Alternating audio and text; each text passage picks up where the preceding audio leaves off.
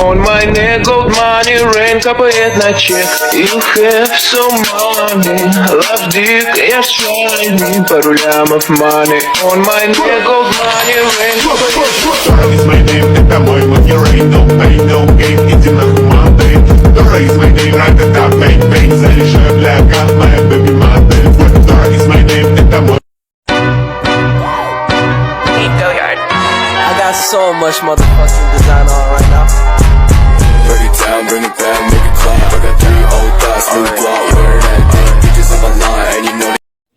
Bismillahirrahmanirrahim. Assalamualaikum warahmatullahi wabarakatuh. Hello everyone. Perkenalkan, nama saya Maritza dari kelas 2C Pendidikan Agama Islam, Fakultas Tarbiyah dan Ilmu Keguruan. Di dalam video kali ini saya akan menjelaskan 5 tokoh delegasi Indonesia dalam sidang PBB pada tahun 1947. Yang pertama, Sultan Syahrir, yang kedua Sujat Moko, yang ketiga Haji Agus Salim, yang keempat Sumitro Dejojo Hadikusumo, dan kelima Charles Tambo. Baiklah, untuk mengetahui peran penting mereka, mari kita bersama-sama untuk menyaksikan dan melihat video berikut ini. Sultan Syahrir lahir dalam keluarga bangsawan Minangkabau. Ayahnya Sultan Rashid Syahrir adalah seorang diplomat dan pejabat kolonial Hindia Belanda yang berpengaruh. Sultan Syahrir mendapatkan pendidikan awal di sekolah Belanda dan kemudian melanjutkan studinya di Belanda dan Swiss, di mana ia belajar ilmu politik dan ilmu ekonomi. Setelah kembali ke Indonesia pada tahun 1932, Syahrir terlibat dalam gerakan nasionalis dan memainkan peran penting dalam organisasi politik seperti Partai Sosialis Indonesia dan Partai Buruh Indonesia. Ia juga menjadi editor dan penulis dalam beberapa surat kabar dan majalah politik. Pada tanggal 17 Agustus 1945, Syahrir terpilih sebagai Perdana Menteri pertama Indonesia oleh Presiden Soekarno. Ia memimpin pemerintah dalam periode yang kritis di mana Indonesia baru saja memproklamirkan kemerdekaannya dan sedang menghadapi tekanan dari Belanda dan kekacauan internal. Selama masa jabatannya, Syahrir bekerja untuk mengonsolidasikan pemerintahan dan menciptakan fondasi bagi demokrasi di Indonesia. Namun, ia juga menghadapkan dengan tantangan berat seperti perang kemerdekaan melawan Belanda dan gerakan komunis di Indonesia. Setelah dijatuhkannya kabinet Syahrir pada tahun 1947, ia ditangkap dan dijebloskan ke dalam penjara oleh pemerintah kolonial Belanda dengan tuduhan sebagai simpatisan komunis. Ia akhirnya dibebaskan pada tahun 1949 dan diasingkan dari Indonesia. Syahrir tinggal di luar negeri dan melanjutkan perjuangannya untuk Indonesia sebagai juru bicara politik dan diplomatik.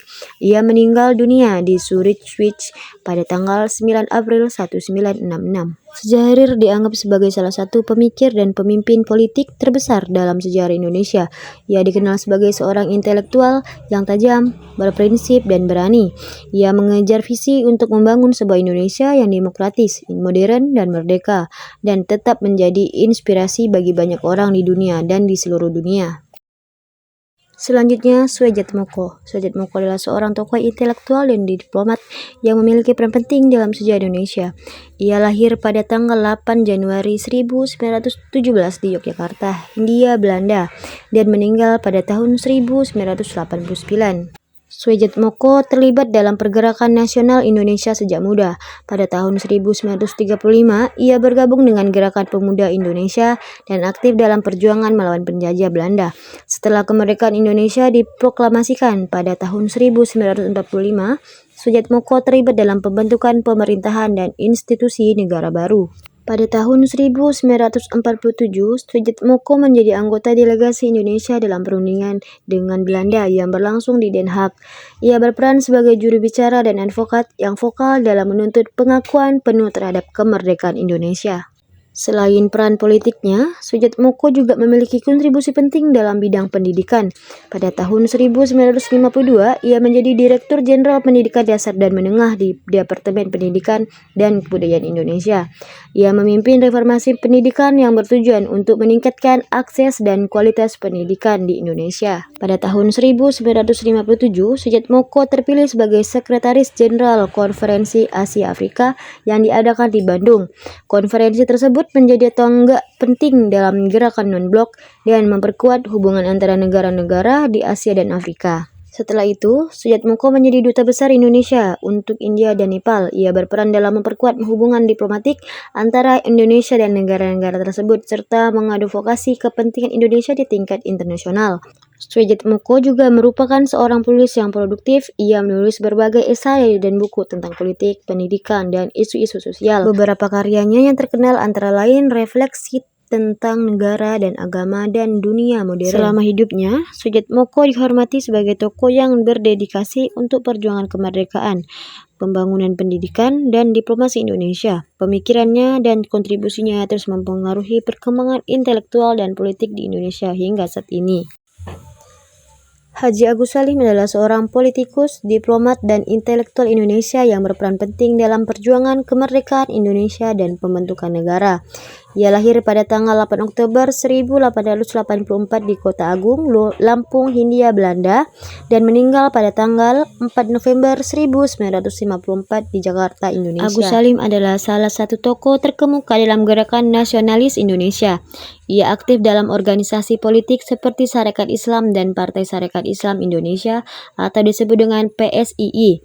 Agus Salim juga menjadi anggota Volksraad, Badan Perwakilan Rakyat Hindia Belanda, dan menggunakan panggung politik tersebut untuk memperjuangkan hak-hak politik dan sosial rakyat Indonesia. Selama periode kemerdekaan Indonesia, Agus Salim terlibat dalam diplomasi internasional yang penting.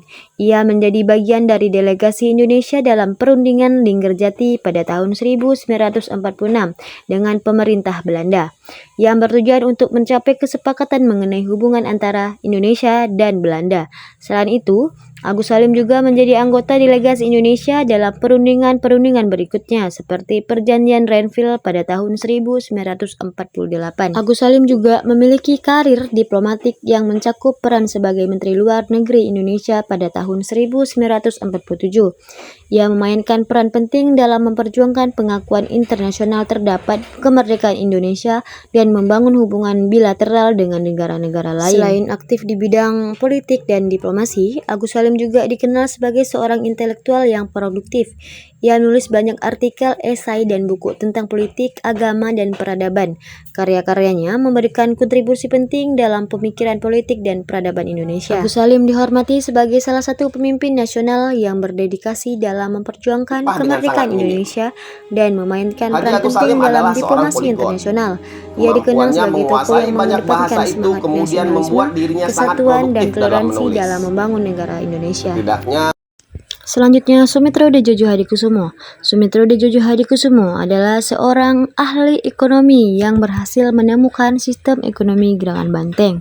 Sebagai salah seorang ekonom terkemuka di Indonesia, ia pernah memegang beberapa jabatan penting di bawah Presiden Soekarno dan Soeharto. Sumitro Djojo Hadikusumo pernah menjabat sebagai Menteri Perindustrian dan Perdagangan, Menteri Keuangan, Menteri Riset, dan Dekan Fakultas Ekonomi Universitas Indonesia. Selama berkarir di pemerintahan, ia juga mendapatkan penghargaan dari dalam maupun luar negeri. Pada tahun 1946, Sumitro Djojo Hadikusumo ditunjuk sebagai delegasi Belanda dalam pertemuan Dewan Keamanan PBB di London. Dalam pertemuan itu, ia diminta untuk memberikan kesan baik bagi pemerintah Belanda. Namun, Sumitro merasa kecewa dan akhirnya memutuskan kembali ke Indonesia. Sesampainya di tanah air, Sumitro diangkat menjadi pembantu staf Perdana Menteri Sultan Syahrir. Ia pun bergabung dalam Partai Sosialis yang dipimpin oleh Syahrir bersama Amir Syarifuddin. Pada tahun 1947, Sumitro sempat menjadi Direktur Utama Banking Trading Center atau disebut dengan BTC. 1 tahun berikutnya, ia ditugaskan sebagai delegasi Indonesia untuk PBB di Amerika Serikat. Ia menjadi Wakil Ketua Misi dan Menteri yang memiliki kuasa penuh atas urusan ekonomi. Pada tahun 1949, Sumitro menjadi anggota delegasi Indonesia di Konferensi Meja Bundar atau disebut dengan KMB di Den Haag, Belanda. Selama proses negosiasi penyerahan kedaulatan dari Belanda kepada Indonesia berlangsung, Sumitro memimpin subkomite ekonomi dan keuangan. Kala itu, Belanda menghitung bahwa Indonesia harus menanggung utang yang dilanjutkan dari pemerintah Hindia Belanda sebanyak lebih dari 6 miliar gulden.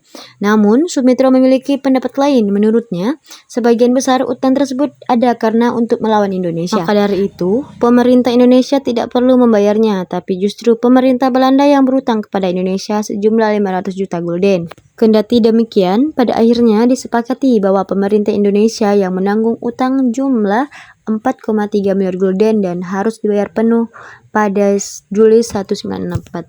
Yang terakhir, Charles Tambu. Charles Tambu adalah sewakil pemerintah Indonesia dalam diplomasi internasional. Meskipun ia bukan orang Indonesia asli, ia terkenal sebagai salah satu wakil Indonesia pada sidang keamanan PBB yang diadakan pada tanggal 14 Agustus 1947 bersama Soejiatmoko, Sumitro Dojojo Hadikusumo, Sultan Syahrir dan Haji Agus Salim. Charles Tambu lahir pada tahun 1907 di Ceylon.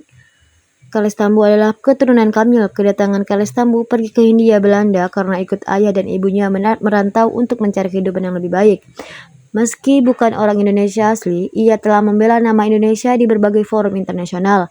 Dalam majalah Merdeka berjudul Charles Tambu, Turunan Asing Tapi di Jiwanya Indonesia, menyebutkan Charles Tambu mantan imigran gelap dari Sri Lanka yang dengan teguh dan ikhlas mempertahankan kedaulatan Indonesia di PBB pada tahun 1947.